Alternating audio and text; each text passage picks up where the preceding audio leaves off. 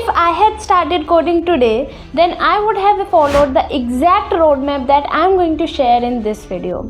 Hey guys, welcome back to my channel. आज के video में मैं बात करने वाली हूँ कि अगर आप BCA BTech बैकग्राउंड से आते हो and you have started coding और you have started your coding journey, तो आपको कौन सी मिस्टेक्स हैं जो रिपीट नहीं करनी चाहिए। और आज के वीडियो में हम 5 स्टेप प्रोसेस के बारे में बात करने चाहिए जो आपको फॉलो करना चाहिए। और ये मुझे ओवर द पीरियड पता चला है कि ये प्रोसेस होता है जो एग्जैक्ट आपको फॉलो करना चाहिए अगर आप एक अच्छे कोडर बनना चाहते हो और आपको कोडिंग में बहुत interest. So without further ado, let's get into the video। अब इसमें सबसे पहली चीज़ जिसका हमें बहुत ध्यान रखना पड़ता है इज़ लर्न द बेसिक्स। जब आप बिल्कुल फर्स्ट ईयर में आओगे तो आपको ना बहुत ज़्यादा बेसिक चीज़ें पढ़ाई जाएंगी, B it in BTech background और BCA, आप कहीं से भी हो।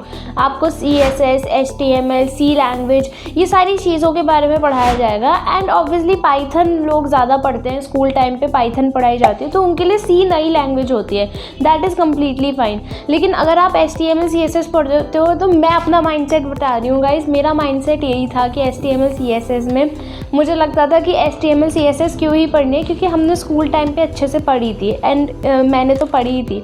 लेकिन वो मेरी बहुत बड़ी मिस्टेक थी क्योंकि मुझे पता नहीं था उस टाइम पर कि वेब डेवलपमेंट में प्रॉपर आपको HTML CSS एक बेसिक फंडामेंटल होता है। तो अब सबसे पहली जो चीज़ है वो बहुत ज़्यादा इंपॉर्टेंट है, which is learn the basic guys.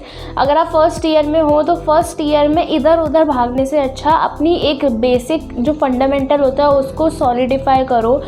HTML हो, CSS हो, कोई भी लैंग्वेज हो, उसको अच्छे से सीखो जिससे कि आपको आगे जाके ये बेसिक चीज़ों में प्रॉब्लम ना आए। मुझे फिर एकदम से प्रिपेयर करना पड़ा था जो मुझे बाद में बहुत हेक्टिक लगता था। So that is why I am telling you, don't repeat this mistake. With that let's come to second point is setting clear goals. अब सेटिंग क्लियर गोल्स का मतलब है कि आप जब फर्स्ट ईयर में बेसिक चीज़ें पढ़ोगे तो आपको उससे रियलाइजेशन हो जाएगा कि आपको किस फील्ड में ज़्यादा इंटरेस्ट है।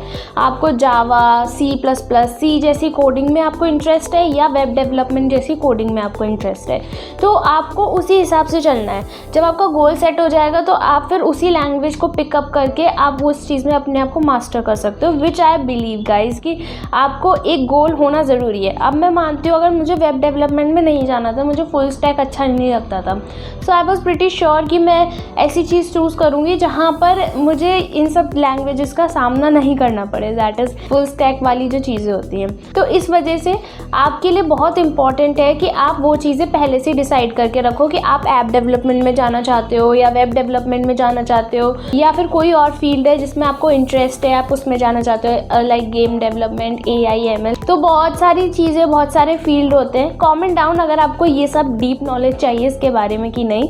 लेकिन गाइज अगर आपको लग रहा है कि आप जैसे कि बाद में अगर आपका मन बदल जाए, दैट इज़ कम्प्लीटली फाइन। लेकिन अगर आप पहले से गोल सेट करके बैठोगे तो उससे आपका क्या होगा कि आप ना डिटरमिन्ड रहोगे और आप उस फील्ड में अपने आप को मास्टर कर सकोगे। Then let's come to third point is, जब आपका गोल सेट हो जाए तो so you have to choose the language. Now choose the language in which you want कि आप उसमें अपने आप को सॉलिडिफाई करो एंड स्ट्रॉन्ग करो। मेरी रिकमेंडेशन होगी कि जावा या C++ में से करना, क्योंकि पाइथन और C बहुत बेसिक लैंग्वेज हो जाती है एंड DSA करने के लिए बहुत इंपॉर्टेंट है कि आप जावा और C++ करो क्योंकि वो थोड़ा ईजी पड़ जाएगा और DSA उसमें इन्वॉल्व होता है। जब आप इंटरव्यू के लिए जाओगे तो डजेंट मैटर, आपको क्वेश्चंस पूछे जाएंगे, अब आप किसी भी लैंग्वेज में करके दो, उनको फ़र्क नहीं पड़ता। वो स्पेसिफिकली बात अलग होती है कि उनको यही चाहिए, अदरवाइज़ आप जावा में करके दो, पाइथन में करके दो, C++ में करके दो, कोई मतलब नहीं है। लेकिन अगर आप 2-4 लैंग्वेज में इधर उधर हाथ मारोगे तो आप अपने आप को मास्टर नहीं कर पाओगे। तो अगर आप बिल्कुल बिगनर हो तो इस चीज़ पे फोकस करना कि आपको एक लैंग्वेज बहुत अच्छे से आ जाए और आपके क्वेश्चन सॉल्व होने लगे, प्रैक्टिस होने लगे। So with that let's come to fourth point, again practice. जब आपको फर्स्ट ईयर में आप बेसिक सीख लोगे, उसके साथ साथ आपको सेकेंड सेमेस्टर में DSA, C++ ये भी सिखाना शुरू हो जाएंगी। तो आप फर्स्ट ईयर में से लेके सेकेंड ईयर के हाफ तक आप पूरा अपने आप को एक्नॉलेज कर लोगे कि आपको क्या करना है, किस तरीके से करना है, कौन सी लैंग्वेज आपको पिक करनी है। और वो पिक करने के बाद जो फंडामेंटल होते हैं, जो variables, if else, loop, array, ये सब चीज़ें आपको आ जाएंगी। DSA में भी कुछ पोर्शंस आप पढ़ लोगे जो आपके बेसिक्स क्लियर कर देंगी। तो उसके बाद आपको प्रैक्टिस करनी है। As much as you practice guys, वो आपके लिए बहुत फ्रूटफुल होगा। प्रैक्टिस करने से क्या होगा कि आप जो क्वेश्चंस होंगे आप उनको फेस करोगे तो आपको पता चलेगा कि इंटरव्यू में किस तरीके से क्वेश्चंस पूछे जाते हैं और आप किस तरीके से सॉल्व कर रहे हो। तो आपको ये चीज़ बहुत ज़रूरी है जो करनी चाहिए। और मुझे लगता था कि अगर आप जावा कोडिंग सीख रहे हो तो कोडिंग सीख ली, अब हम सब कुछ कर सकते हैं। ऐसे नहीं होता, इस तरीके से आपको नहीं प्रोसीड करना होता। जब आप कोडिंग भी सीख लेते हो तो आपको बहुत सारे क्वेश्चंस प्रैक्टिस करने होते हैं जिससे कि आप उस चीज़ में अपने आप को स्ट्रॉन्ग कर सको। और जब आप इंटरव्यू के लिए जाओ, वो कोई भी क्वेश्चन पूछे तो आप उसको कोड करके सॉल्व कर सको। तो इसलिए practice is very important guys. Then let's come to 5th point, that is project. अब आप जब इतना कर लोगे, प्रैक्टिस कर लोगे, तो आपको प्रोजेक्ट्स बनाने की बहुत नीड होगी। वैसे मुझे लगता है प्रोजेक्ट का मुझे पहले डालना चाहिए था, बट नेवरदलेस ये भी उतना ही इंपॉर्टेंट है जितना प्रैक्टिस है। प्रोजेक्ट्स आपके इंटरव्यूअर्स को ये बताएगा कि आपने क्या सीखा है और आपने वो चीज़ें कैसे इम्प्लीमेंट करी हैं। जैसे कि आप फुल स्टैक अगर सीख रहे हो तो आप बेसिक सा प्रोजेक्ट बना सकते हो ये दिखाने के लिए कि हाँ मैंने ये वेबसाइट सीखी है और मैंने इसमें ये चीज़ें स्किल्स यूज़ करी हैं। तो आपका रेज्यूमे भी स्ट्रॉन्ग होगा और उससे आपका प्रोजेक्ट भी बहुत ज़्यादा अच्छा बनेगा और आप अपने आप को स्ट्रॉन्ग कर सकोगे, क्योंकि प्रोजेक्ट एक प्रैक्टिकल स्किल है। प्रैक्टिस आप कर रहे हो, उससे आपका इंटरव्यू का सेट हो रहा है, क्योंकि क्वेश्चंस आप प्रैक्टिस करोगे, आप इंटरव्यू के क्वेश्चंस फेस करना सीखोगे। देन प्रोजेक्ट से होगा कि जब आप जा रहे हो तो आपको आप जो सीख रहे हो वो प्रैक्टिकल स्किल आप सीख रहे हो प्रोजेक्ट के फॉर्म में। तो आप किसी को ये बता सकते हो कि मैं हवा में नहीं बोल रहा हूँ, मुझे ये प्रोजेक्ट है, मैंने उस प्रोजेक्ट में ये स्किल्स इम्प्लीमेंट करी हैं, B it website, B it app, कुछ भी जो आप करना चाहते हो। सो इसलिए प्रोजेक्ट्स आर वेरी इंपॉर्टेंट और मुझे लगता है वो सेकेंड ईयर से ही बना लेने चाहिए।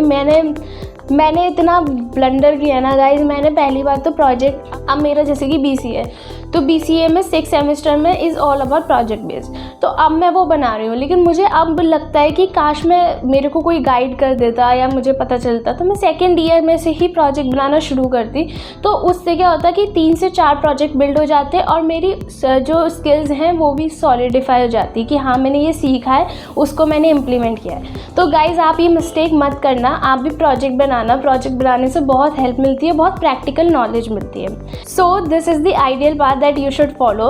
With that, last but not the least, एक bonus point, that is practice में आप क्वेश्चंस तो प्रैक्टिस कर ही रहे हो, but you can also join coding platform like LeetCode, CodeChef, HackerRank। ये सारे प्लेटफॉर्म है जहाँ पे आपको बहुत सारे क्वेश्चंस प्रैक्टिस करने को मिलेंगे। वहाँ पे वीकली कॉन्टेस्ट भी होते हैं, तो आप उसमें पार्टिसिपेट कर सकते हो अपने आप को देखने के लिए कि आप कहाँ स्टैंड करते हो।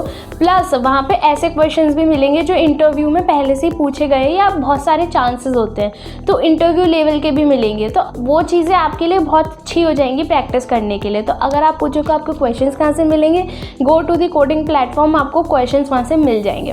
कमेंट करना अगर आपको डिटेल्ड वीडियो चाहिए कोडिंग प्लेटफॉर्म के बारे में एंड कॉन्टेस्ट के बारे में, I will get you the one. So these are the 5 points that you should always take care of if you are starting your coding journey.